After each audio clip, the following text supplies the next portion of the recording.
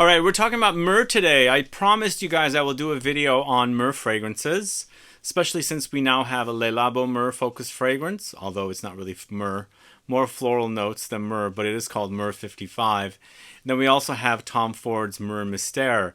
So I thought I'd put together a list of Myrrh fragrances.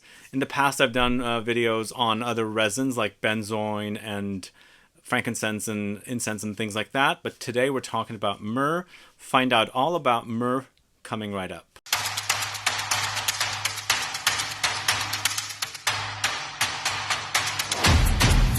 Thanks so much for tuning in. This is Sebastian. We're talking about Myrrh fragrances today, or Myrrh usage in fragrances. It's one of the oldest resins, right? It's from the biblical times. Myrrh and frankincense, or frankincense and myrrh, was mentioned in the Bible, and it's used in fragrances quite a bit. For me, it's used a lot to create an amber accord combined with other resins and balsams and vanilla and things like that. On its own, to me, it's a very unique resin in that it has smoky, earthy touches. And also, it has sweetness too. And then when you really focus on that note in fragrances, some can go into like a root beer, cola-esque vibe. Creates a kind of a bubbly fizziness in fragrances, still keeping its resinous and smokiness there. So it's sweeter than frankincense or Labdanum and things like that. So there does definitely a sweetness. And I think it's because of this sweetness we get that kind of root beer, licorice and cola. I was thinking with Myrrh MYSTERE from Tom Ford, it gave me a root beer float vibe, but the licorice idea comes to mind a lot with Myrrh as well. Let me know if you're a fan of Myrrh in fragrances, and let's go ahead and get started with the first fragrance. We're talking about Myrrh 55 from LABO, brand spanking new. It's out now everywhere for the month of September, because the month of September is when city exclusive fragrances are sold at every LABO boutique. Outside of that month, you would have to travel to Shanghai to buy Myrrh 55.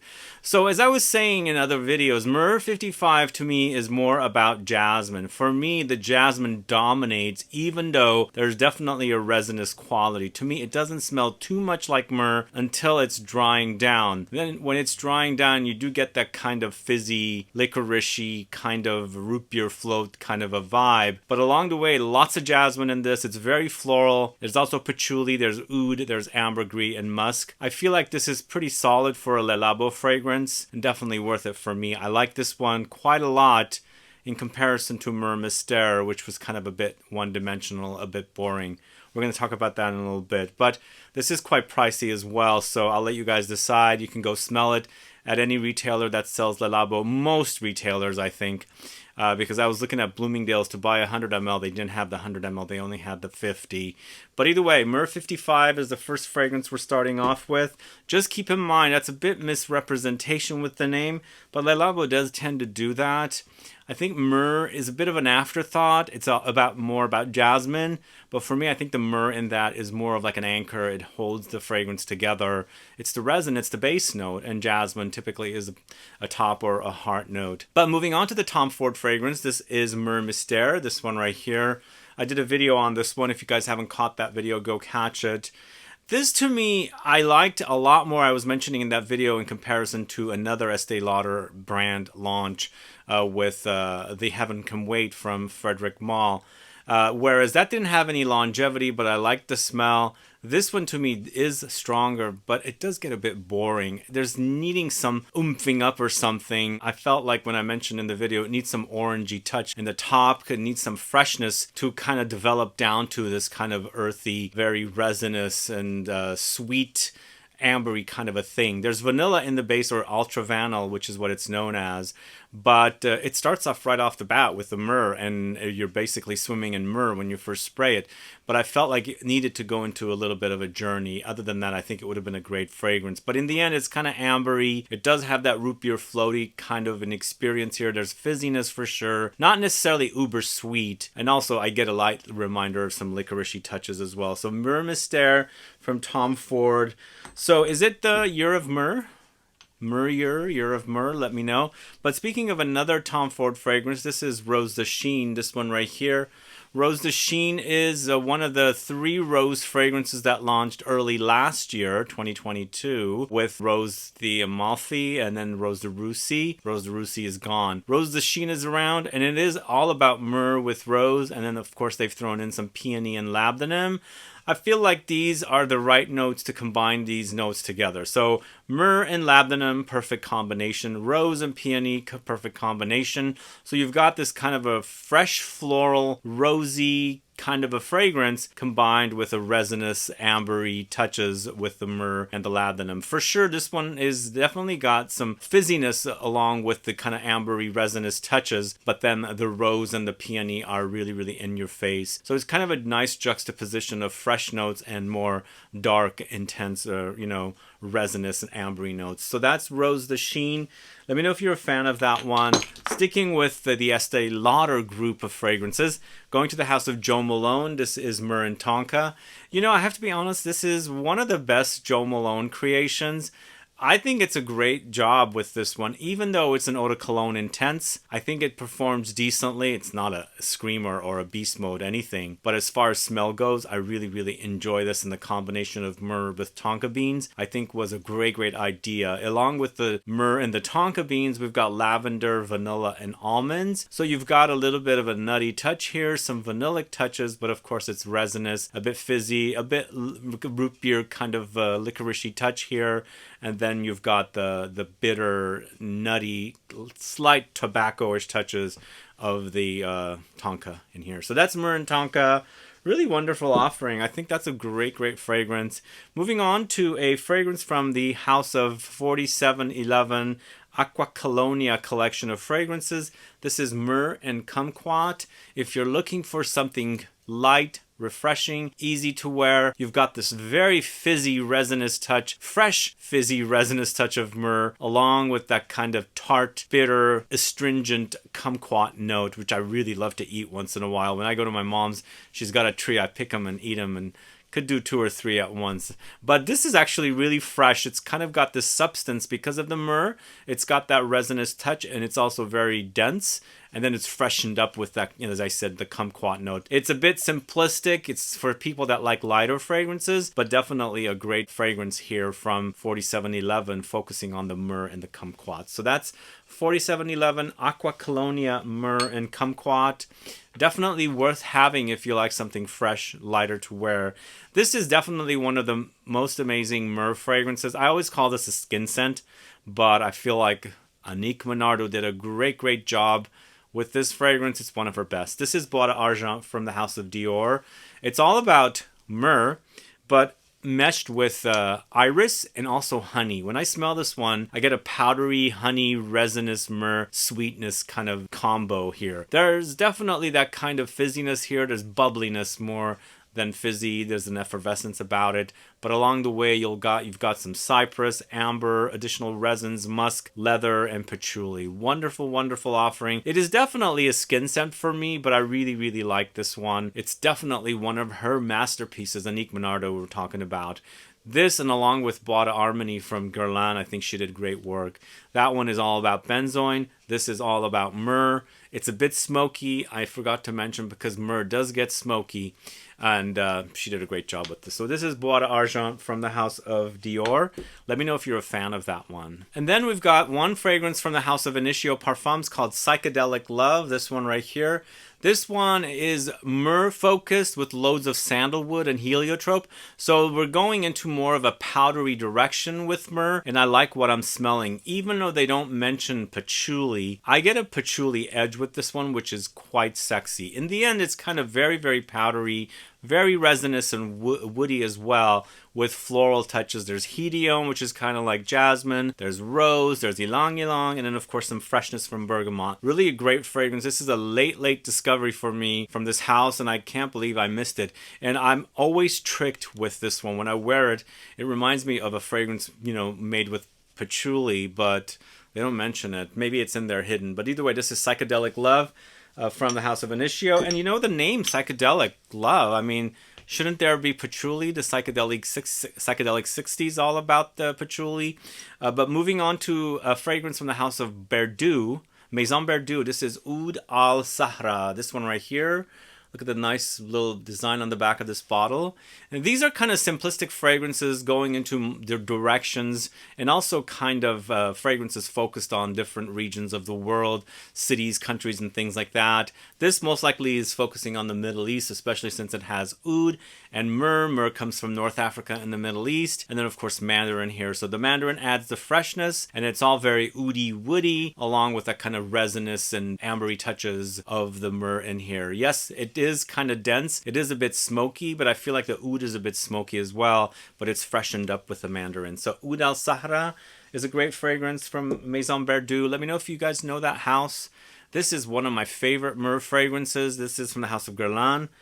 This is Bois Mysterio, this one right here. This stuff is super sexy, very dry and woody, and also leathery and a little sweaty with a little bit of cumin in this one. But it's focusing on loads of myrrh, so it's got the resinous touch. It's got very ambery experience, but sweet and ambery at the same time. Definitely very resinous, along with the leather. There's cedar here, cumin, bay laurel for some aromatic green touch of this note, and along with patchouli, neroli, and jasmine. Super, super sexy, amazing fragrance from the house of Guerlain, and it's also really, really intense, so a little goes a long way. So this is Bois Mysterio from the house of Guerlain. Let me know if you're a fan of that one. Next, we're going to the house of Papillon Perfumery. This is Bengal Rouge, this one right here.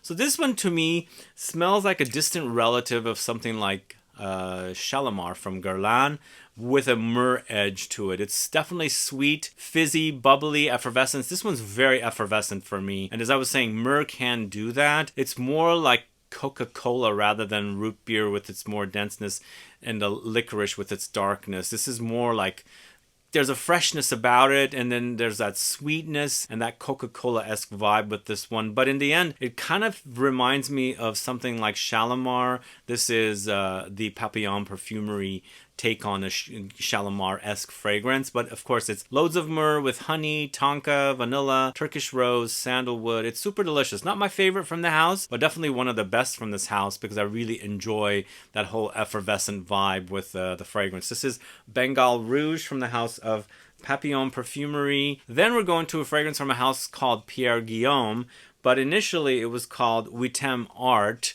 and then this was a house that Pierre Guillaume had in addition to his other houses. So he combined all the different houses together and made it all under his own name, Pierre Guillaume. So this is Myriad, this one right here. I've had this one here for a while. It's a resinous fragrance, so this is not going to go bad because there's no citruses in here. There's no really like fresh top notes. To me, it still smells like the day that I bought this almost 10 years ago. So it's Myriad. It's using the word myrrh. So it's got myrrh, vanilla, licorice, tea, leather. So here they're saying there's licorice, but of course, as I was saying earlier, myrrh has a licoricey vibe. So they probably added the licorice to intensify that whole licoricey experience, because the myrrh can create this kind of a smell. But it's very ambery, fizzy. This one to me does have a more of a vanillic root beer float kind of a thing. Imagine root beer with a scoop of ice cream on it. Really definitely prominent, but it's drying down to a leather with this particular fragrance. But it's very, very sweet and resinous with the myrrh. So this is Myriad from the house of Pierre Guillaume. Just keep in mind that is not going to be in that bottle anymore. That bottle, that collection is no longer. They're all under Pierre Guillaume now. And it used to be a collection called Witem Art. I think that's how you say it. Up next, going to the house of imaginary authors, it's Memoirs of a Trespasser, this one right here.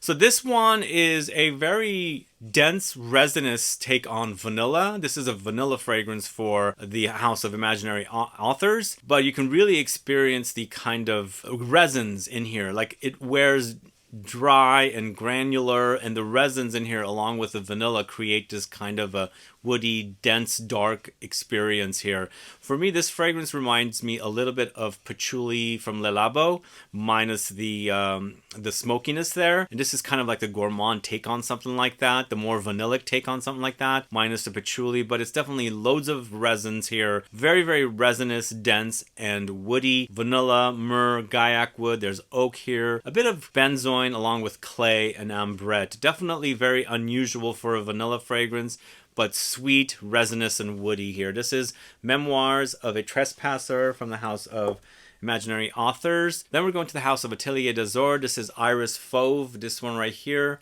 So Iris Fauve is an iris focused fragrance, but it's got loads of myrrh in there as well, along with labdanum. So it's, in the end, it's iris, it's powdery. Definitely you'll get that idea here. Loads of iris powdery experience here. There's loads of cinnamon here as well, so it's warmed up the ingredients here, along with the myrrh, the labdanum. There's musk, lavender. There's a bit of cypriol, vetiver, patchouli, and bergamot. It's kind of an unusual take on iris. It's very powdery, but also very dense and ambery and resinous and woody at the same time. Very, very beautiful fragrance. I really do enjoy it. There's something sweet about it and a bit fizzy as well because of the myrrh in here, but super delicious. Iris Fauve. Nobody really talks about that one, but definitely should be highlighted if you're into the idea of iris. We're going to the house of Diptyque next with L'Autois, this one right here. One of the best smoky fragrances, more focusing on frankincense, meaning like church. This to me smells like church, the smell of church. I grew up going to church as a kid, and that smell has resonated with me, and to me this one really smells like it. But it's loads of frankincense with myrrh, cistus labdanum, and rosemary. So the rosemary adds this kind of a very unusual herbal spiciness to the fragrance, a little green, but the rest of the notes, there's the amber touch from the cistus, the myrrh gives you that resinous sweetness, a little fizziness, and then of course overdose of frankincense to give you that whole church vibe. Super amazing fragrance from Diptyque, one of the best. This is L'Autois from the house of Diptyque. Very popular, I think. People do really like that fragrance. It's one of the best from that house. Then we're moving on to the house of Javoy. This is La Liturgie des Heures, this one right here.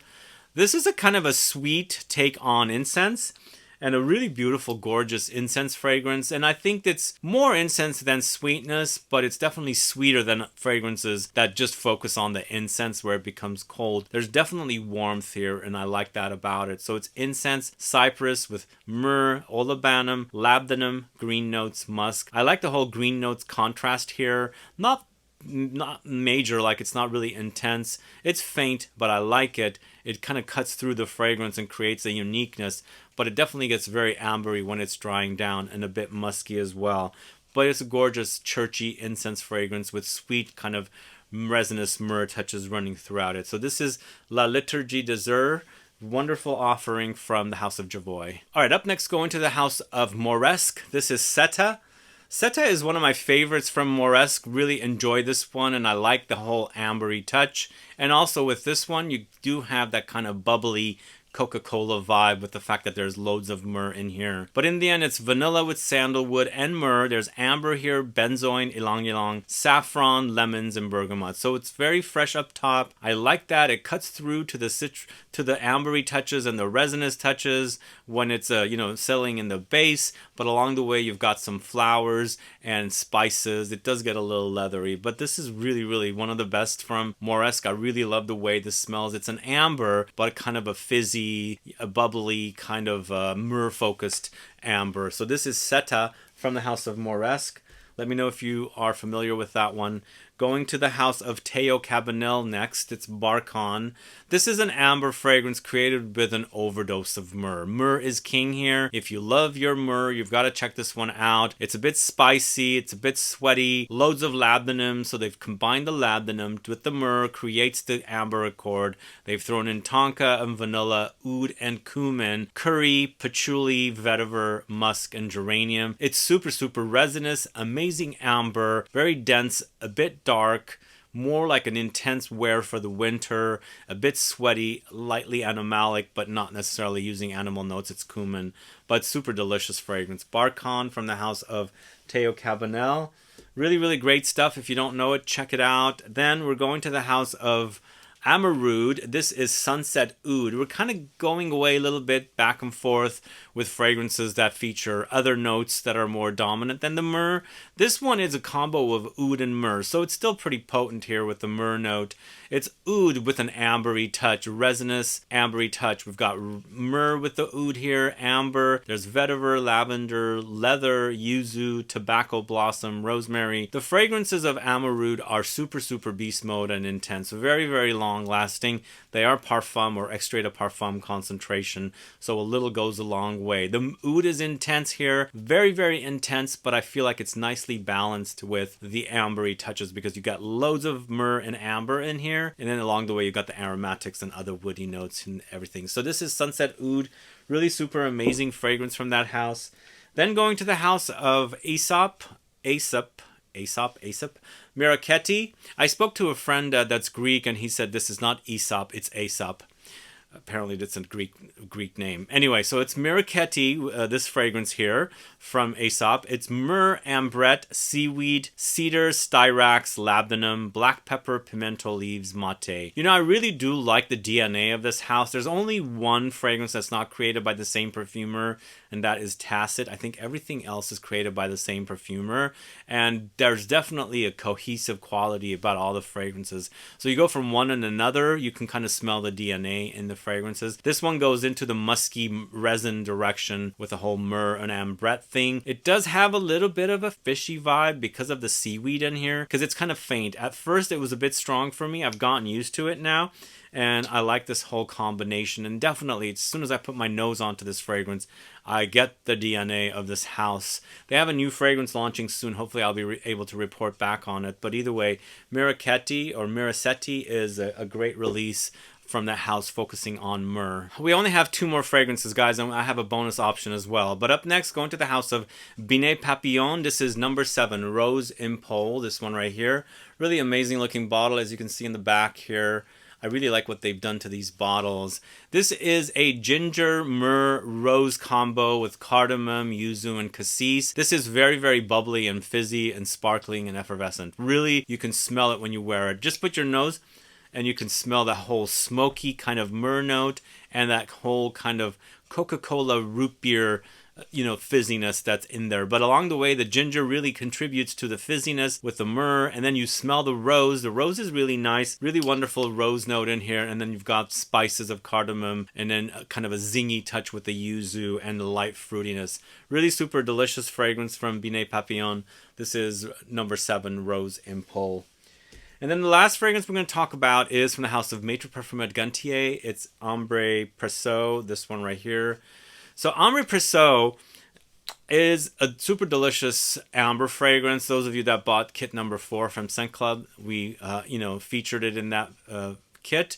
It's been around since 1988, and I think it's one of the best amber fragrances. But it's amber with loads of myrrh. You can totally notice the myrrh in there. It's got its smokiness, it's got its spiciness, and the resinous touches for sure. And then lightly fizzy and a bit Coca-Cola-esque. Along with the myrrh and the amber, you've got lavender here, Tolu balsam, so it gets balsamic. There's vanilla, it gets vanillic, and then throw in some Peru balsam and nutmeg as well. It's a super delicious amber fragrance. One of the best amber fragrances out there, and definitely needs to be mentioned here in the myrrh focused video. So this is Ambre Presso from the house of Maître Parfumeur Gantier, and that is the last fragrance for you guys. So what are your thoughts on myrrh fragrances?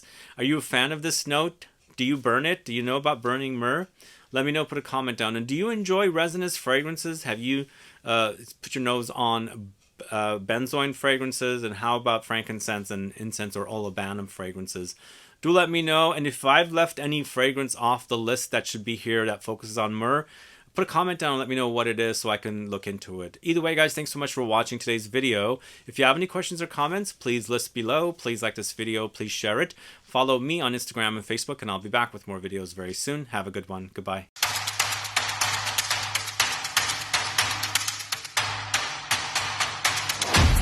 So I've got one bonus option for you guys. It's Tesori d'Orient Myrrhe, this one right here.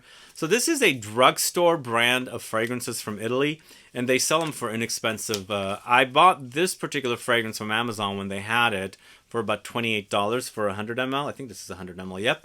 And then on my last trip to Italy, I found their Muschio Bianco at a grocery store drugstore for about €8. So they're very inexpensive, but this one's called Myrrhe, as you can see right there. It focuses on myrrh, and it's very myrrh focused. You can definitely smell the myrrh, but a very easy to wear myrrh fragrance, I think. It's myrrh with amber, there's benzoin, a papanax, vanilla, sandalwood, musk, cedar, orange, bergamot, peony. So I was mentioning earlier with the Tom Ford Myrrh Mystère, I said they should have added a sweet orange note. And here you do experience the orange note. And I feel like this orange note really complements the Myrrh's sweetness.